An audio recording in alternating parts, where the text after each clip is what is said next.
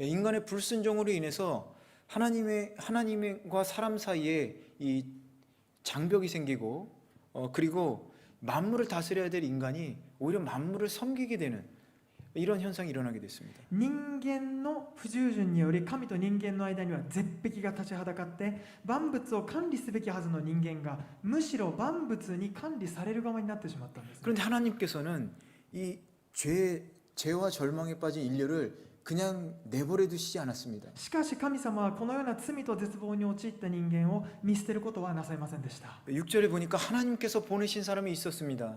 6節を見ると神から使わされた一人の人が現れた。 그 이름은 요한입니다. その名はヨハネであった。 하나님께서는요, 혼돈에 빠진 이 인류를 위해서 매번 각 시대마다 선지자를 보내셨습니다. 神様はこの混沌の時代に全ての時代において預言者を使わせてくださったんです。 여기서 얘기하는 요한, 세례 요한도 그 선지자 중 한 사람이죠. ここで言われるバプテスマのヨハネもこの預言者の一人ですね。 여기서 보내다라는 말씀을 이 원어로 보면요, 특별한 임무를 부여하다라는 뜻이 있습니다.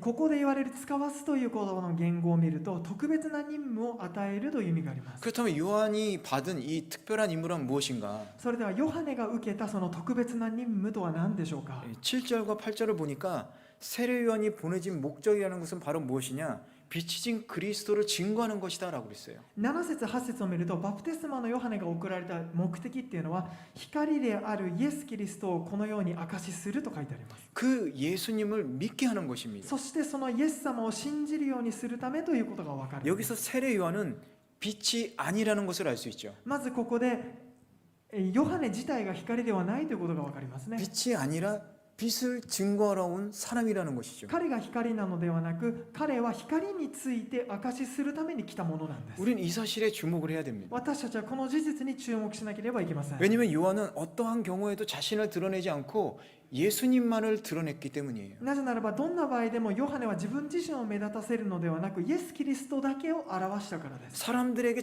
사람들이 자신을 집중하고 이목이 끌릴지라도 그 눈과 시선을 모두 예수님께로 돌려야만 했습니다. 人々の注目が自分自身に注目したとしても彼は全ての視線がイエス様に向くように導いていかなければならなかった。 여기서 우리가 배울 수 있는 건 뭐냐면 성도가 이 세상에서 무엇을 위해서 힘써야 하는지 어떻게 처신해야 되는지를 배우게 될 수 こ 있어요. こで私たちが何を学ぶことができるかというと生徒がこの世において何に力を注ぐべきであってまたどのような振る舞いをすべきなのかということが分かるんです。 첫 번째는 예수 그리스도를 증거하는 겁니다. まず最初にイエス・キリストを証しするということですね。 그걸 위해서 우리는 선택받은 백성이에요. 私たちはそのために選ばれた民です。 주님께서 우리들에게 그걸 위해서 명령하셨습니다. 神様はそのために私たちに命令を与えてくださいました。 마가복음 16장 15절에서 너희는 온 세상에 나가서 모든 사람들에게 복음을 전파하라 이렇게 명령하셨죠. マルコの福音書16章15節ではイエス様が全世界に出て行き全ての作られたものに福音を述べ伝えなさいと言いましたね。 성도에게 있어서 복음을 전한다는 것은 모든 상황과 환경과 상관없이 무조건 복음을 전하는 거예요. 生徒にとって福音を伝えるというのは全ての環境また条件には関係なく伝えるということなんです。 이 땅 가운데서 복음을 전하는 것이 우리 성도들의 역할이고 또 하나님의 계획인 것입니다. この世の中で福音を伝えるということがまさに生徒の役割であり神のご計画なんです。 모든 사람들이 구원받아서 주님을 믿는 것, 全ての人が救われて主を信じるということ、 하나님의 나라를 이루는 것, そして神の国を成し遂げるということ、 그것이 바로 하나님의 계획인 것이죠. それがまさに神の計画なんです。 우리에게 이 일을 맡기신 분이 바로 주님이잖아요. この命令を委ねてくださった方はまさに主ですよね。 그렇기 때문에 주님이 이제 그만해라 할 때까지 우리는 계속해야 되는 な 거예요. ので私たちその主がもうストップですと言うまで続けていかなければいけないんです。 그리고 우리에게 언제나 가장 중요한 과제가 되는 것입니다. そしてそれがいつも私たちにとって大切な課題となるわけですね。 명령을 받은 사람은 명령을 충실하게 수행하기 위해서 열심히 행해야 되죠. 命令を受けた者はその命令を忠実に遂行するために行わなければいけません。 이 전도의 명령이라는 것은 모든 성도들에게 주어진 주님의 명령이라는 것을 여러분 기억해야 합니다. この伝道するということは全ての人、救われた人に与えられた主からの命令だということを覚えなければなりません。 광고에도 있었지만 이 청년부는 매년 이 크리스마스 전도 행사를 합니다. お知らせにもありましたけれども、青年部では毎年クリスマスの時期に伝道してきました。 노방 전도도 하고요. えー 그리고 크리스마스 전도 예배를 드립니다. 路傍伝道もしましたし、クリスマス伝道集会もしてきましたよ。 작년에도 코로나로 어려운 상황이었지만 우리 한 마음으로 노방 전도 하고 있습니다. 去年もコロナ禍にあって大変でしたが、心を一つにして伝道しました。 이번에도 12월 18일 토요일에 노방 전도하고 19일은 전도 예배로 우리가 예배를 드립니다. 今年も12月の18日に路傍伝道して、19日には伝道集会を開きます。 여러분 전도는 순장들이나 다락방장들이나 임원들이 들만 하는 게 아니에요. 皆さん、伝道というのは村長やフロア長、そして役員だけではするものではない 우리 んです。 모두가 해야 될 사명이라는 거예요. 私たち全ての人が行うべき使命なんです。 여러분 우리는 이 복음 전파를 위해서 전도하기 위해서 얼마나 여러분 충실하게 노력하고 있습니까? 私たちはその福音伝達の使命のためにどれほど忠実に努力しているでしょう。 여러분 복음 전파의 사명이 그것을 감당하는 것이 바로 하나님의 계획에 따른 성도인 것임을 여러분 기억하시길 こ 바래요. の福音伝達の使命を全うするということが神のご計画に従って生きることだということをぜひ覚えてください。 여러분 그 사명을 감당하는 청년부 되시길 축원합니다. その使命を全うする青年部となりますように祝福いたします。 여러분 우리는 지금 얼마나 편한 때 지금 신앙생활 하고 있어요. 皆さん、私たちはこのどれほど楽な時代に信仰生活を送れているんでしょう。 여러분이 지금 교회 다닌다고 믿는다고 예를 들어서 전도한다고 여러분이 핍박하거나 괴롭히는 사람들이 있습니까? 皆さんが教会に通うからといって、また信仰を守るからといって、あるいは伝道するからといって皆さんに迫害を加える人がいるでしょうか。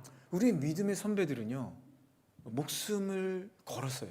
私たちの信仰の先輩たちは命を懸けたんです。 핍박받고 죽었습니다. 迫害を受けて死に至ることもありました。 오늘 말씀에서 세례 요한도요 예수 그리스도를 증거하다가 목숨을 잃게 됩니다. 今日の御言葉に出てきたバプテスマのヨハネもイエス・キリストのことを証しして命を落としたんです。 오늘 본문에 증인이란 세례 요한이 증인이었다 이렇게 얘기를 하지 않습니까? 今日の本文では、バプテスマのヨハネが証人であったと書いてありました。 그런데 이 증인이라는 단어를요 헬라어로 보면 마르디스라고 써 있어요. そしてこの証人という言葉のギリシャ語はマルティスという言葉になっています。 이 마르디스라는 그 단어의 뜻 속에는요 순교자라는 뜻이 있습니다. このマルディスという言葉の中には殉教者という意味も込められているんです。 영어로는 마서 그러잖아요. 英語ではマスターと言います、 거기서 ね。 이렇게 만들어진 단어거든요. そこから作られた言葉ですね。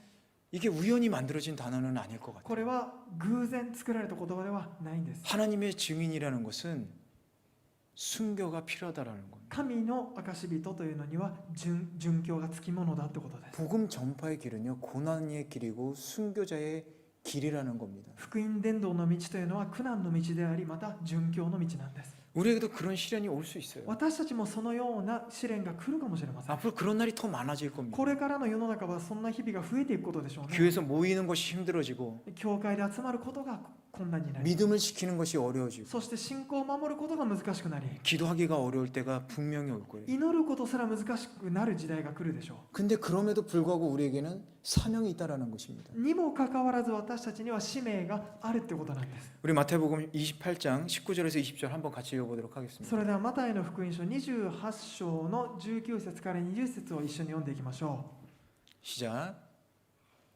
그러므로 너희는 가서 모든 민족을 제자로 삼아 아버지와 아들과 성령의 이름으로 세례를 주고 う。 너희에게 명령한 모든 것을 그들에게 가르쳐 지키게 하라. 보라, 내가 세상 끝날까지 너희와 항상 함께 있을 것이다. 아멘. 복음 전파의 사명이 우리에게 있다라는 겁니다. 福音伝達の使命が私たちにあるということなんです。 여러분, 우리는 이 사실을 명심하면서 이 사명을 감당하기 위해서 최선을 다하는 그런 청년들이 되어야 하겠습니다. 私たちはこの事実を肝に銘じてこの使命を全うするためにそのような青年部とならなければいけません。 여러분이 그를 위해서 쓰임 받기 축원합니다. 皆さんがそのために用いられますように祝福いたします。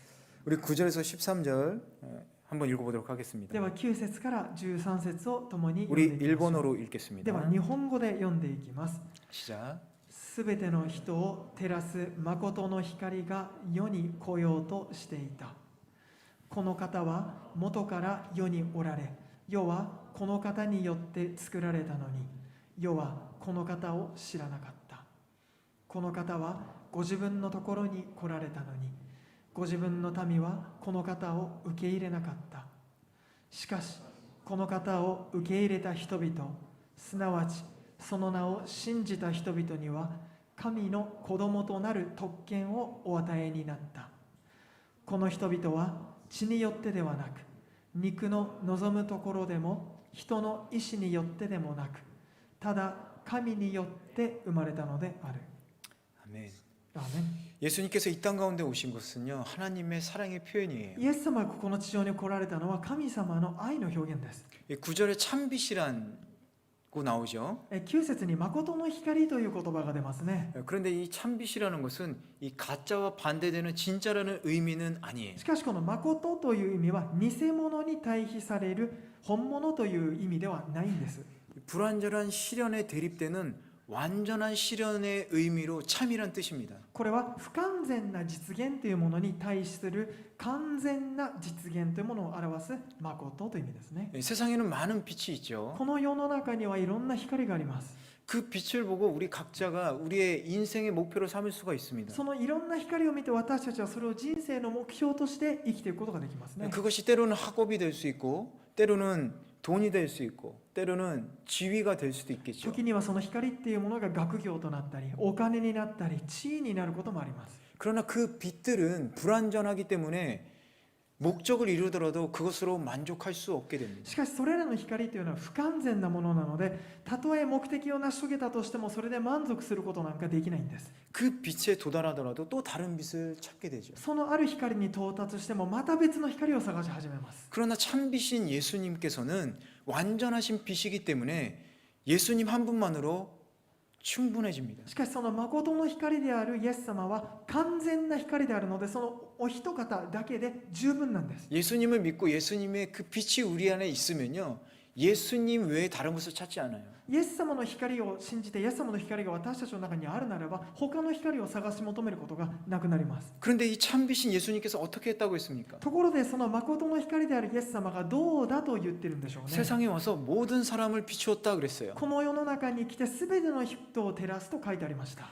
이 세상은요, 5절에 나오는, 바로 앞절에 5절에 나오는 어둠과 동일한 의미로 쓰여졌어요. この世というのは5節に出てきたんですけれども、暗闇という意味と同一で使われています。 예수님께서 이 땅에 오신 목적은 어둠 가운데 빛을 비추시기 위해서 오셨다라는 겁니다. イエス様がこの地上に来た目的というのは暗闇を光で照らすためだってことを言ってるんです。 그렇다면 그 빛을 받는 대상은 과연 누구인가? じゃあその光を照らされる対象というのは何なんでしょうか。 오늘 말씀에서는 모든 사람이라고 쓰여 있어요. 今日の本文では全ての人をと書いてあります。 여기서 원어상 모두라는 이 단어는요, 헬라어로 판타라고 그래요. この全てのという言葉のギリシャ語の言語はパンタという言葉が使われてい 그런데 ます。 이 판타라는 이 모두라는 단어가 이 판타라는 단어 뒤에 단수 명사가 붙으면요, 그게 말이 어떻게 되냐면 하나하나를 의미하는 의미로 바뀌게 돼요. しかしこの全てのというパンタという修飾語の後に単数名詞が来ると、その全てのという意味は一つ一つ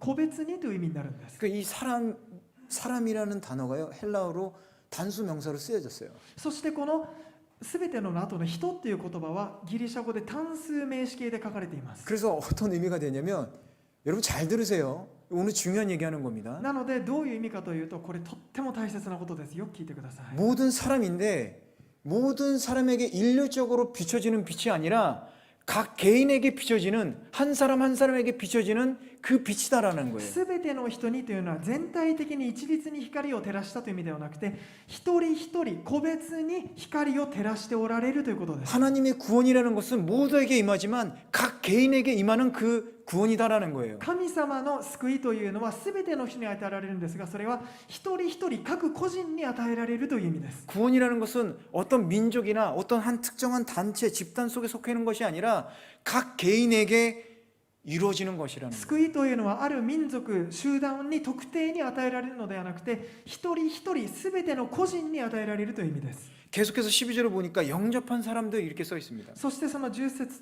続きを見ていくと、受け入れた人々というふうに書いてますね。 12절을 직역하면요, 예수 그리스도를 받아들인 사람들이란 뜻이에요. 日本語では直訳されてますけれども、これは受け入れたという意味になります。 단지 이 11절에 받아들인다, 12절에 받아들인다는 의미는 다릅니다. そしてこの11節の受け入れるという言葉、12節の受け入れるという言葉は意味が違います。 11절은 집단적인 의미고 12절은 개인적인 의미예요. 11節の受け入れるは集団に対して言われているのであって、 그래서 12節の受け入れるは個人に言われているんです。 그래서 말씀드린 대로 이 구원이라는 것은 개개인에게 임하는 구원이다라는 겁니다. なのでこの12節の救いというのはそれぞれ一人一人個々人に与えられているんだということができるんです。 그래서 어쨌든 이 예수님을 받아들인 사람들이 어떻게 되냐?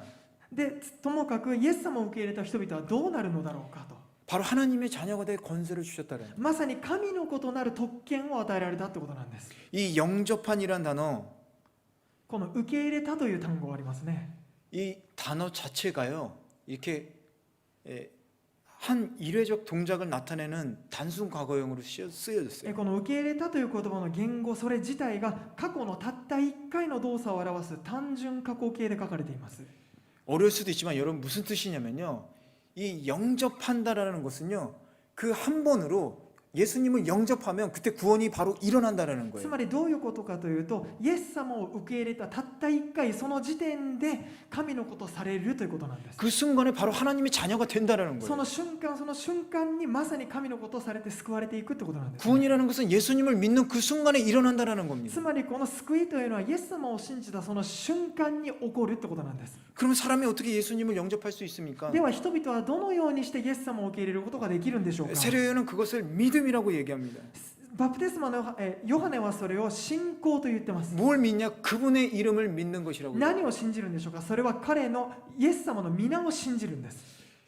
이 이름이라는 건요, 히브리 사람들에게는 아주 중요한 의미가 있습니다. この名前というのはヘブル人たちにとってとても重要な意味がありました。 그러니까 단순한 호칭이 아니라 그 이름이 그 사람의 존재 자체를 나타내 주는 거예요. ただ単純に呼び名を表すのではなくて、その存在そのものを表すんです。 우리가 예수 그리스도의 이름을 믿는다라는 것, 私たちがイエス・キリストの皆を信じるということは、 예수님의 존재를 믿는다라는 겁니다. それはイエス様の存在自体を信じるという意味になるんです。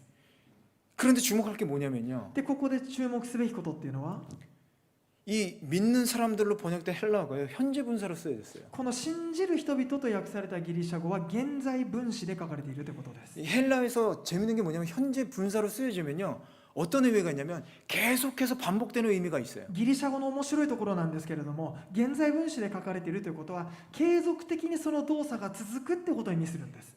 한 번으로 받아들이는 것이 아니라 계속적으로 받아들여야 된다는 의미인 거죠. つまりたった1回受け入れればいいという意味ではなくて、続けて継続して受け入れていく必要があるって意味なんです。 예수님을 믿는다라는 것은 계속해서 믿는다라는 의미예요. つまりイエス様を信じるとは続けて継続して信じるっていうことなんです。 여러분이 예수님을 믿는다라고 고백하는 것은요, 그때만 믿는 게 아니라 지금부터 계속해서 믿겠다라는 뜻입니다. 皆さんがイエス様を信じると告白するのはその時だけではなくて、続けて信じるということなんです。 내일 눈 뜨고 또 예수님을 믿는다라는 뜻이에요. 明日また目を開けてもまたイエス様を信じるってことです。 계속해서 예수님께서 내 인생의 주인이고 하나님이심을 확인하는 그런 고백이 되는 겁니다. そして続けてイエス様が私の人生の主人であり神であるということを確認していくことを意味するんです。 이 믿는 사람들이란 단어에 이렇게 깊은 뜻이 있어요. この信じる人々にというのはこれだけ深い意味があるんですね。 이 말씀을 통해서 우리가 온전한 신앙이 무엇인지를 깨닫게 되는 もう 것입니다. 私たちはこの御言葉を通して全く信仰とは何なのかを知ることができました。 진정으로 예수님을 믿는 사람, 받아들이는 사람, 誠にイエス様を信じる人、受け入れる人、 그 사람은 바로 자기의 인생 속에서 매번 예수님을 자신의 주님이라고 고백하는 사람이라는 거예요. その人は私の人生の中で何度もどんな瞬間でもイエス様が私の主人だと告白する人なんです。 한순간도 나 자신이 내 인생의 주인이라고 생각하지 않는다라는 겁니다. そして一瞬たりとも自分自身が人生の主人なのだとは考えないんです。 여러분은 예수님을 어떻게 믿고 계십니까? 皆さんはイエス様をどのように信じているでしょうか。 여러분은 예수님을 참빛, 완전하신 빛으로 믿고 그리고 여러분의 인생의 주인으로 받아들이고 있습니까? 皆さんはイエス様を誠の光を完全なる光として信じて人生の主人として受け入れているでしょうか。 제가 이 일본에 오게 된 이유가 있어요. 私が初めて日本に来た理由ってのがあるんですよ。 2001년도에 처음 왔습니다. 2000년도에 처음 왔어요. 2000年度に初めて来ました。 오게 된 이유가 뭐냐면 한국의 삶이 너무 재미가 없었어요. どうして日本に来たかというと韓国での、人生が本当つまんなかったんです。 살면서 아무런 희망을 찾을 수가 も 없었습니다. う人生に何の希望も見出せませんでした。 열심히 일하고 열심히 술을 마셨어요. 一生懸命働いて一生懸命酒を飲みました。 그 외에 아무런 삶의 변화나 그런 좋은 것이 없었어요. それ以外に何の人生の変化楽しみはなかったんです。 그러다 2000년대에 이 일본에 와서 놀라운 경험을 하게 됩니다. そして2000年度初めて日本に来て驚くべき経験をしました。 일본의 이 거리가 왜 이렇게 깨끗하지? 日本のその通りですね、道が本当綺麗だな。 이 건축물이 한국이랑 너무 다른데? なんか日本の建物って韓国と全然違うな。 문화를 보니까 너무 흥미가 있었어요. その文化を見たらすごく興味深かったんです、ね。 그래서 다시 새롭게 뭔가를 하고 싶은 마음에 24살에 유학을 옵니다. そしてこの場所で何か新しいことをしたいなと思って24歳で留学に来ました。 비행기 안에서 아이유에 공부하면서 왔어요. 韓国、飛行機の中であいうえおから勉強し始めたんですよ。 그래서 일본어 공부해서 대학에 입학을 합니다. そして日本語を勉強して日本の大学に進みました。 졸업 후에는 일본의 직장에서 일을 そして 하게 되죠. 卒業したら日本の会社で働いたんです。 유학 시절에는 대학에 가는 게 목표였어요. 留学時代は大学入学が目標でした。 대학생 때는 취직하는 게 大 목적이었어요. 学生の時は就職が目標でした。 근데 취직하는 뭘 해야 될지 모르겠어요. しかし就職した後どうしていいか分かんなくなった。 무엇을 위해서 열심히 살아야 될지 모르겠어요. 何のために一生懸命生きるべきか分かんなくなった。 삶의 목표를 잃어버리고 삶의 회의를 느끼기 시작합니다. 人生の目的目標を失ってしまって人生の懐疑心を抱き始めました。 이 한국에서 느꼈던 나의 인생의 어두움을 다시 느끼기 시작했어요. 韓国で感じた人生に対する暗闇をもう一度感じ始めたんです。 새로운 나라에서 새롭게 시작할 수 있겠지. 新しい国で新しいことを始められるだろうと。 일본에서 열심히 공부하고 그리고 직장 생활하면 괜찮겠지. 日本で一生懸命勉強して職場生活をすれば大丈夫だろうと。 그런데 그렇지 않았어요. そうじゃなかったんですよ。 열심히 살아도 나의 이 어두운 인생의 긴 터널에서 빠져나올 수가 없었습니다. 一生懸命生きていってもこの真っ暗な人生のトンネルに終わりが来なかったんです。 그런데 그때 주님을 만난 거. しかしその時にイエス様に出会いました。 마치 긴 인생의 터널에서 벗어난 まる 느낌이었어요. で人生の長いトンネルから抜け出したかのような気分でした。 참 빛을 만나게 된 겁니다. 本当の光に出会ったんです。 완전한 빛이었어요.